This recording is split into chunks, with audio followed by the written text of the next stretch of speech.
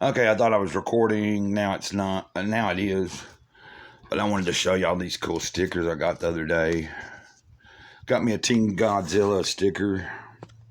And then this one is like a chimpanzee or maybe a gorilla. I don't know. But it reminds me of a graphic novel I'm into the 4th volume of about some experimental the happenings in Vietnam. It's, a fictional story, but it's based on some chimpanzees that they were genetically modifying.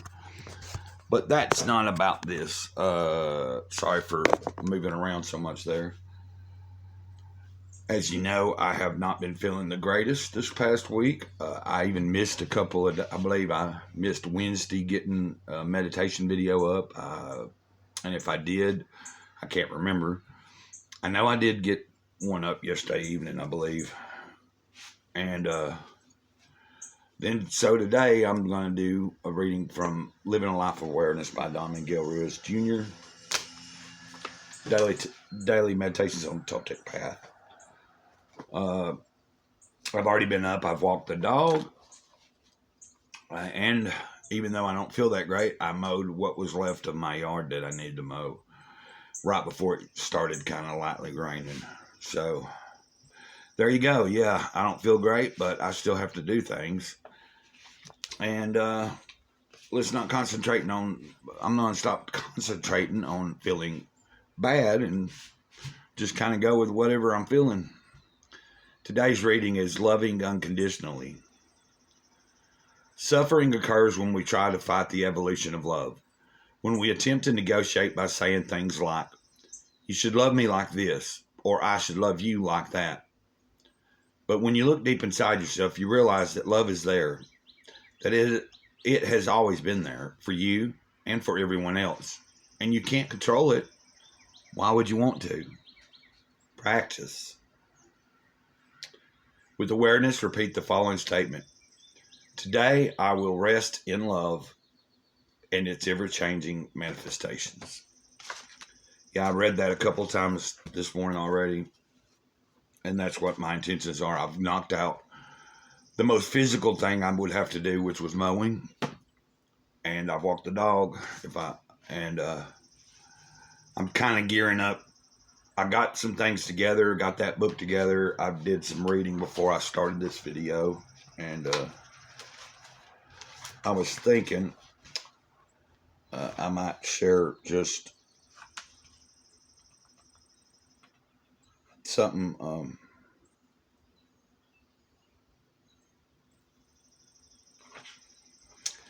I like what this is saying here. It's in the 5th agreement. I'm going to just share it with you real quick. Trying to make this video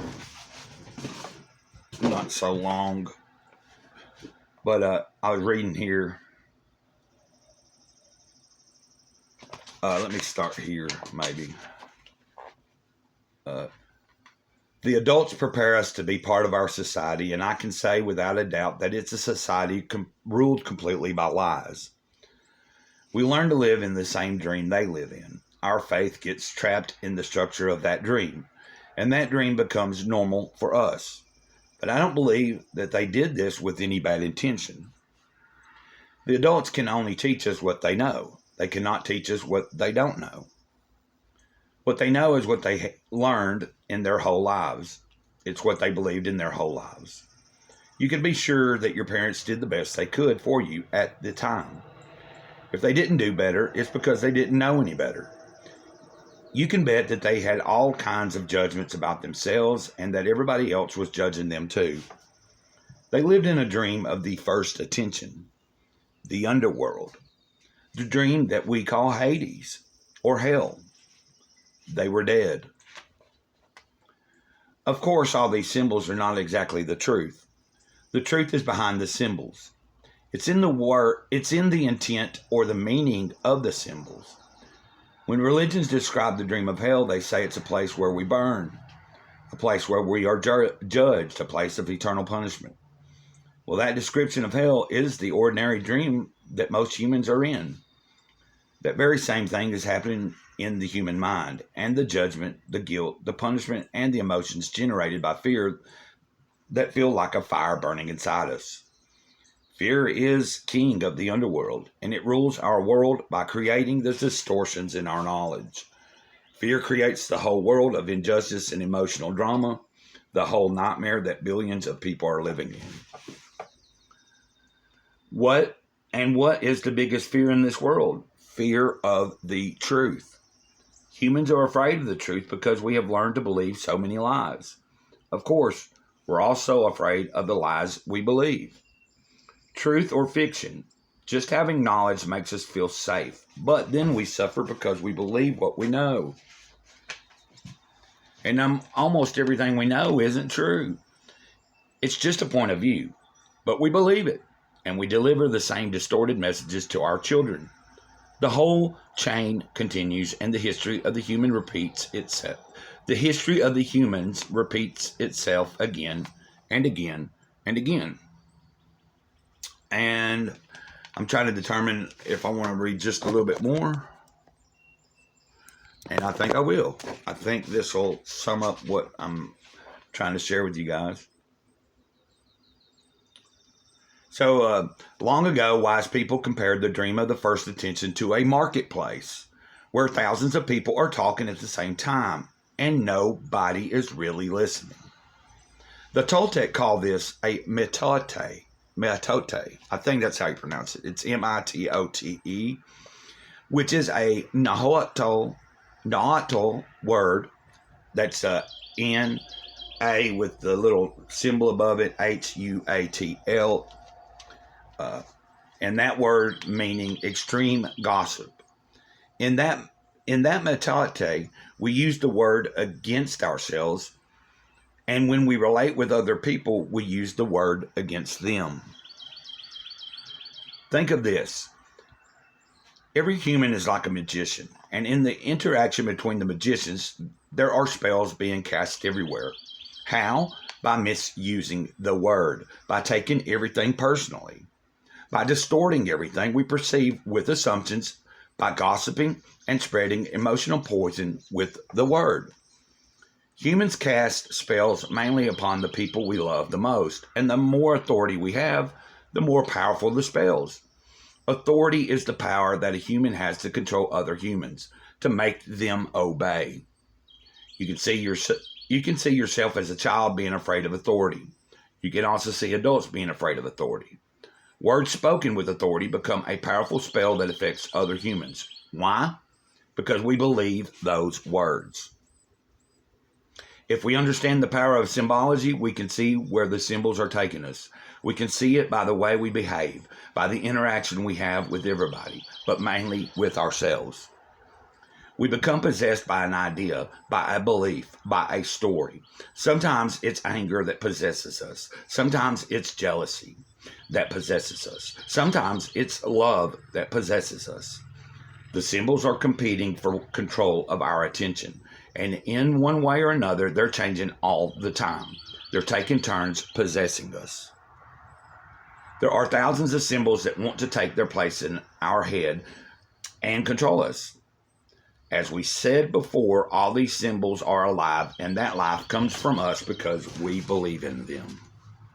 I'm going to leave that right there at that. I think that was a good bit of information that I shared that's from the Fifth Agreement. I think it, and you can see a correlation here. But I am going to share something also, and this is a scripture. But I just wanted to share this at the end of here. And it's just John chapter 1, 1 through 5, I believe here. Christ, the eternal word. In the beginning, the Word already existed. He was with God, and He was God. He was in the beginning with God. He created everything there is. Nothing exists that He didn't make. Life itself was in Him, and this life gives light to everyone. The light shines through the darkness, and the darkness can never extinguish it. I just wanted to leave that with, that's the particular Bible I have on hand right now that I actually I use some for my own personal stuff, but I thought that would correlate with the stuff I read from here about symbology, about the word, the intent behind our words, how we affect people with the use of our words, trying to be more mindful of not taking things so personally and not making assumptions and speaking impeccable in everything we do, or I do. That's the way I'm looking for doing things. And I hope y'all enjoyed this too. Like I said, I ordered a copy of this. I don't know when it'll be here, probably by next week. But that's going to be part of something I'm going to offer people to enter and give away. I'll get out that information when that book comes in, when I've secured down exactly the day I'm going to make a video about it. And I still have to think about some other things I might obtain for another particular giveaway that's pop culture related. So until next time, I hope y'all enjoy your day. Mr. Cloud, Sage of the Eternal Moment, over and out. After this, I'm going to probably do a reading from Way of the Wizard. So expect that sometime today, and I don't know if I'll get anything else out. Many blessings to you. Ditto.